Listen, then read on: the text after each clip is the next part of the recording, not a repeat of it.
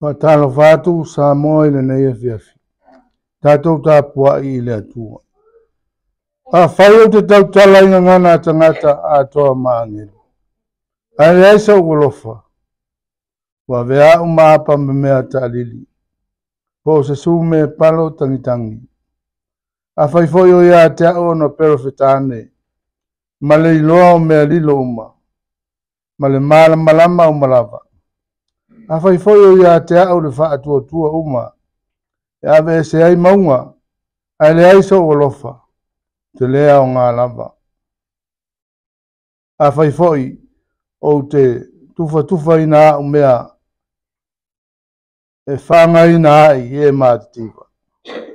Whai foi o te tu ina atu lo tino ina Yesu sunu ina ai le aisa o alofa le ai lava sona o ngā ia tea.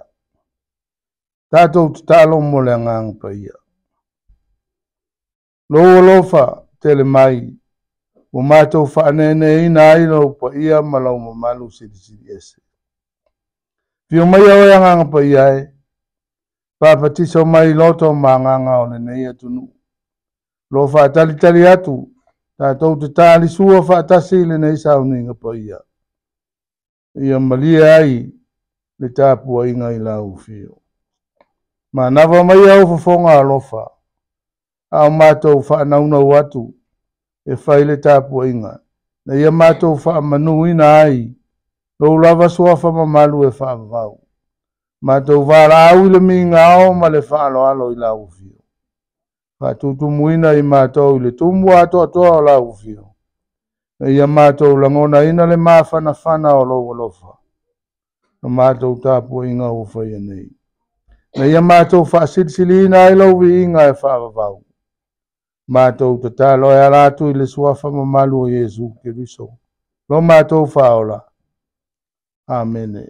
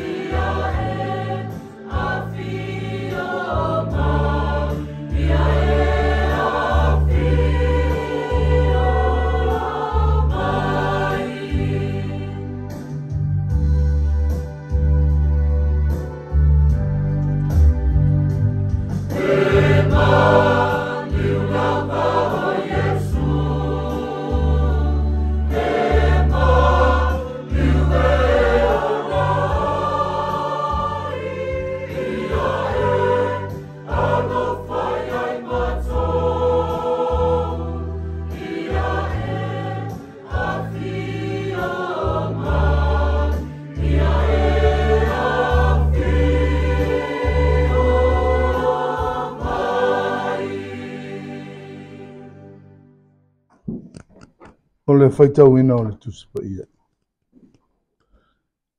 Tusi mai le whianga inga tuai. Tusi o le kinese o le mta upu mua mua. Whai upu mua mua e whaangata mai le whai upu e toru. O te faitauina. Na whaia ele atua le langi ma le langi le amatanga.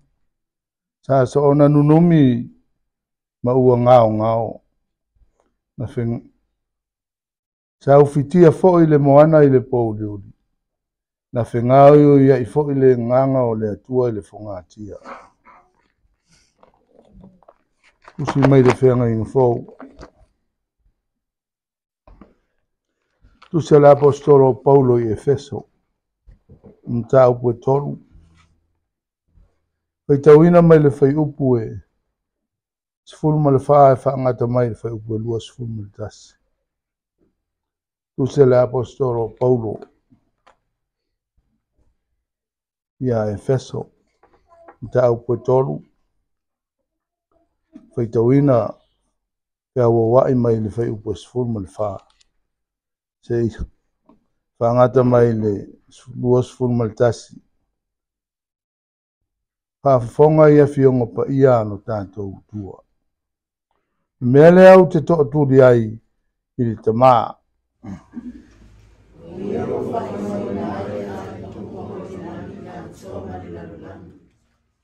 Ia foa ina ia te autou. E tusa ma le whau rai o lona mamalu. Ia whaamalo sia autou i le mana o lona lava nganga. I le tangata i tutonu.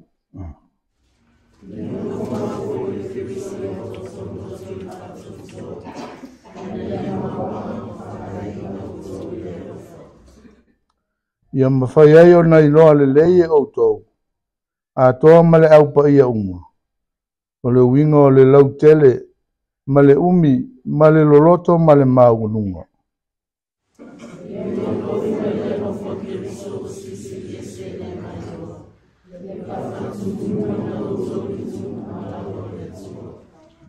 O le nei, ia te ia o le na te mawhaia, o na whaia o mea uma.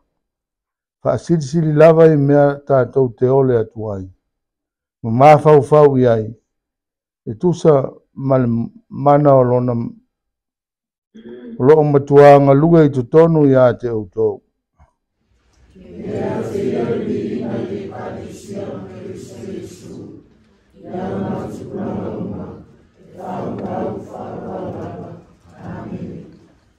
Manu ia mai ele atua lo tātou whaitau mu whaalongolongo ia nā whiong pa ia. Ia tu mau atu lo na lava vi inga e whaavavau lava. Amen. O tātou tārsanga. Talo le whaafitai. Talo le whaato esenga. Ma wha leo tātou manao i le atua. Tātou titalo. Le lava se me awa i lo sila mai le nei whaapoto tonga. Wae manino mea uma i lau sila whanga. E sila fia fo i mea uma lava. E o lava i loto manganga. Wa o la o fia o le mata i sau o mea o le fōwhanga pa ia le atua i le lalunani. Na e li liwina le ato le oti e whai matai au fōu o le manu mano. Le tai au fōu na alanga aike riso ua taunu. Ua whaile nei mo oe. Tai au na vaai ai o lau whanua sa moa le malama o le tala nei. O le tala le lei o le ola. O le tala le lei o le file mu. Le ana au mai o le saavale o le file mu. Le ana e manuia le whaatautainga i ngā taifale o Saukwani. Le ua whaile o sao sa moa. Ma ua maua i lo tai au. O le ulua i tai au le tala le lei. O le manuto au mo sa moa. Le ua tutoa ai le tawa e toto. Ina ua utufia le toto masaa i ele o le atu sa moa. Ina ua taunu le leo le manu malo i le tai au fau. Na i mata niu whenga i maleata. Whaafitai ina ua taulau o le valo anga le toa tamai tai o na whanua. Whaatali langi se ao lo malo. Le alava na taunu ia mali toa. Le ao le malo sa moa. Whaftai na ua mātou au whātasi. Whaile nei sa uninga. Ia te tau malau mamalu. Ia whaamanuina laupa ia malau viinga e whaavavau napa. Whaftai ua saonga le mule nei atunu atoa e pau mai ona tua oi. I le pule mamalu ali ma whai pule. O ka le sia i so se tu langi o le atu lau lau. Whaftai o lo manuia le nei maafutanga. Ta mama tina mātua. We ua loa le soifua i le ngā ruanga o le tala nei. Lo sao mauri fo i le whaatau teinga lau o auna. Ma le whaletua ma le nofo alo. E ui lava sa vau ese lau whanau i le nāwa i aso o mawai. A o lea ua fui whaatasi. I mātou le nei sa uninga whai whaatasi o tangata whātua. Whaftai ua saonga le mu i mātou. I le uia au wala ese. Whenga soloa i o nai whanau. I ala tele vavave ma au wala i le lau lele. O na waonga. Whaftai o loo whau. Rai lo walofa. Ia i mātou i aso uma. Pei ona whaasoa mai lau tamaa inga whai pea i o mātou lima. Lo whaulai fo ilo wanga le leile. Whaatinonga. O le to mai ma le anga waa. Mō tā leni ua whaonga ina. Ilo mātou walau ina e pei fo i ona mātou wheso o tai le lalolangi o whaafita uli. Whaafitai le tautua. Ali matamai taiti a kono. I le ngā ruenga. O i tu aso e solo le leiai le au unanga. Ai maise o le vai taimi e luta ai le ngā tai fale. Le ngā ruenga maso ua ai vai whanua o le tana le lei. Whaftai le mana o lo wanganga pa ia. Lo mātou whesoasoa ni sili taimi e na o mia ai. Ai maise o le whaasoa mai o lo nā lofa. I tu aso e mativa ai. A le whaafitai sili ona o le whaolatanga na whaia i Jesu Kiriso. O arona maliu malona toi tū manu mano i le oti. Ua whaola ina ai tātou uma. Whaafitai o lo manuia. I tau mawhai o tama whanau ua le kālesia. O lo a tauina i lona lau mua i manua. E soa ni mai lau fio i lo mātou ola whinau. Na ia manuia lo mātou wha moe. Whaafitai lo wha soa mai. O ngā luenga ale nei atu nuku i aso taitasi. Pei ona ua mai anisi o wheau sa whea ngai mai nātou. Ia ua unanga o le aso. O wā o nisi o le au tautua. O le a whaatoa a matalia lātou whaiva. O nisi e whaatino le tautua i le ao. A o nisi foi e ngā lulua i le pō. Le ali e, whaamalo si mai la o fio ina ia whainga o fio mea uma. O le tautua i lau fina ngalo. Lo mātou ngā lulua ai le vao, mō whaatoanga. Ai maise o la fumanu. O le whaangotaina o mea i le ngā taifane. Pe yo ia mawhi ngota o le sami. O i lātou fo i o e ngā lulua i totonu o ofisa. Ai maise ai, o e o lo tautua i so se matata. Whao ngā ina ai to mai maanga wao lo wao ina ai lātou. I le ata mai la o fio. Le alofa le nā e pei o na whaasoa mai la o fio. I le nei e tunu. I lona malama ma le iloa. E whaangau i o iai mea sina.